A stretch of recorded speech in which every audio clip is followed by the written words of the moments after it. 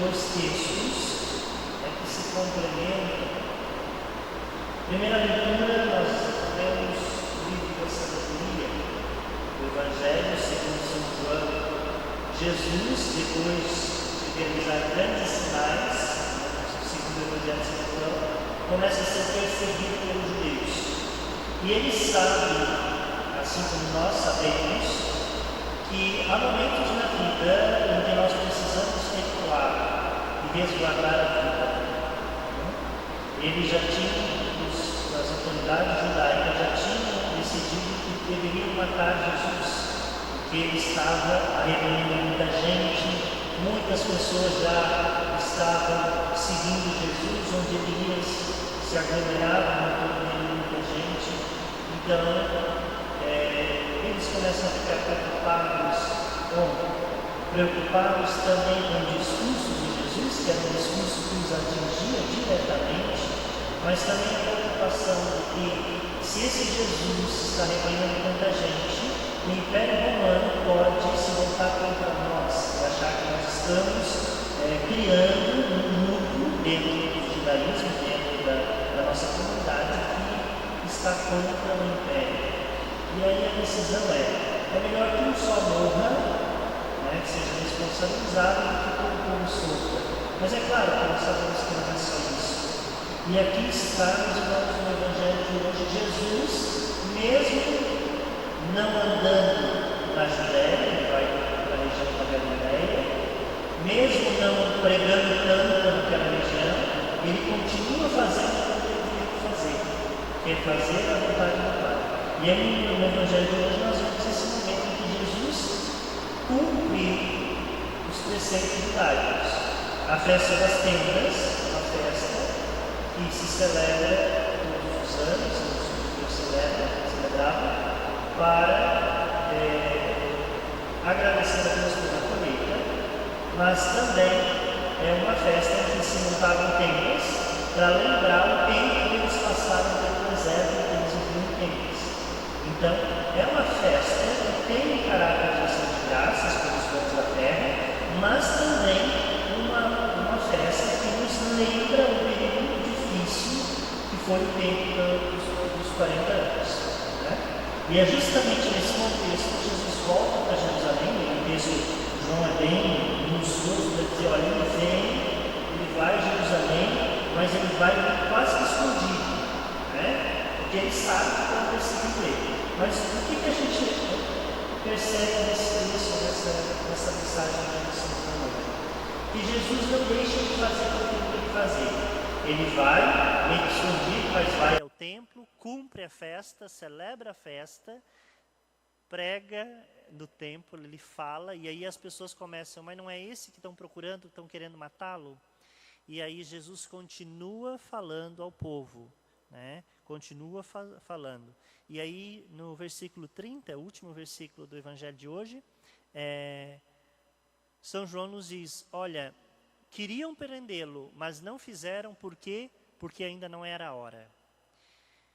O Papa Francisco, nas suas muitas viagens que ele fez até agora como Papa, sempre ele é questionado a respeito da segurança, porque ele é um homem muito espontâneo, então são feitas as fileiras com guardas e segurança e tudo mais, e de repente Papa Francisco, em algum momento ele salta dessas fileiras e vai até aquele idoso, vai até aquela criança, e me lembro muito durante a Jornada Mundial da Juventude aqui no Brasil, 2013, e alguém perguntou para ele, mas você não tem medo? Você pegou o chimarrão de um argentino lá e tomou?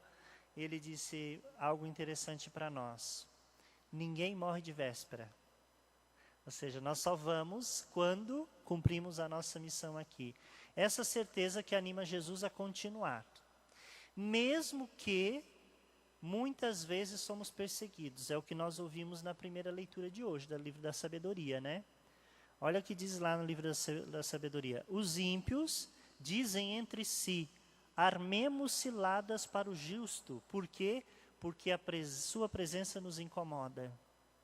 quando a gente decide fazer um caminho, o caminho de Deus, quando a gente se decide a seguir a palavra, quando a gente se decide a fazer o bem, quando a gente se decide a converter o coração, haverão pessoas que vão nos dizer, vamos armar cilada contra isso aí, porque a presença dele nos incomoda. E mais, não só a presença, a maneira como ele age me incomoda também. Por quê? Porque quando eu estou agindo corretamente, quando eu ajo com verdade, quando eu ajo com respeito, quando eu ajo com justiça, eu estou incomodando os ímpios. Por quê? Porque o ímpio, ao ver esta obra justa, boa, plena, ele não se reconhece nessa obra. Por isso que ele incomoda. Por isso que a gente sempre diz, né, quando a gente está tentando fazer tudo direito na vida, sempre tem um espírito de porco para falar mal da gente. Já repararam? E nós dentro da igreja é sempre assim, né? Eu já dei esse exemplo aqui outras vezes. Quantas e quantas vezes você, meu irmão, minha irmã que nos acompanha em casa, estava vindo para a igreja e alguém já gritou, já vai Beata, já vai Carola, já vai grudado na batina do padre, já está indo para a igreja de novo, e assim vão os comentários daqueles que querem minar a nossa vontade de seguir o Senhor. Por quê? Que sempre aparecem essas pessoas nos criticando, nos dizendo que não está certo, que é demasiado, que é muito, não deveríamos ir tanto à igreja, não deveríamos rezar tanto o terço, não deveríamos ler tanto a Bíblia. Por quê? Porque esta postura incomoda essas pessoas. Porque elas sabem que elas estão erradas.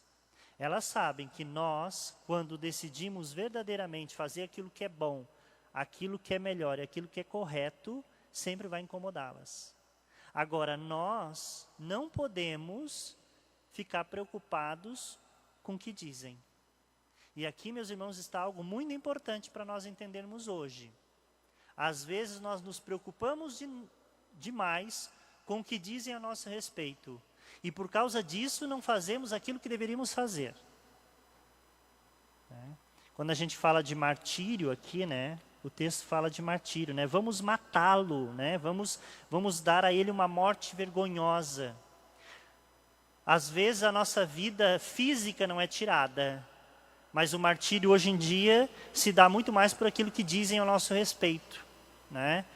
A má fama que colocam às vezes sobre nós, sem merecermos, né? E aí como é difícil, né, a gente acabar com a má fama, porque uma palavra maldita, um alevo levantado, se nós somos injustiçados, até você provar que focinho de porco não é tomada, muita gente já falou muita coisa, já se inventou muita coisa. E hoje em dia, então, com as redes sociais é muito fácil.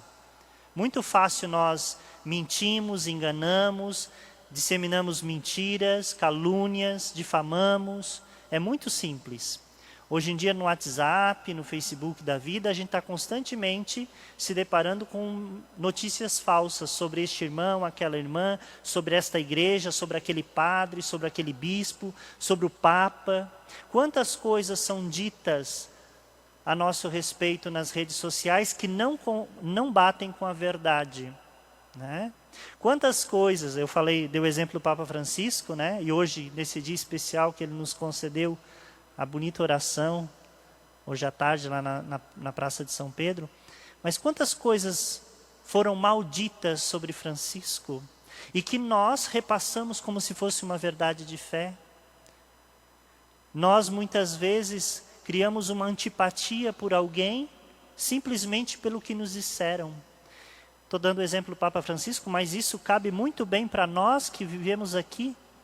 Às vezes aquele vizinho, aquela vizinha, aquele coordenador de pastoral, aquele membro da igreja, né? Aquele padre, às vezes nós ficamos com os rótulos que nos chegam e rótulos que muitas vezes não são verdadeiros.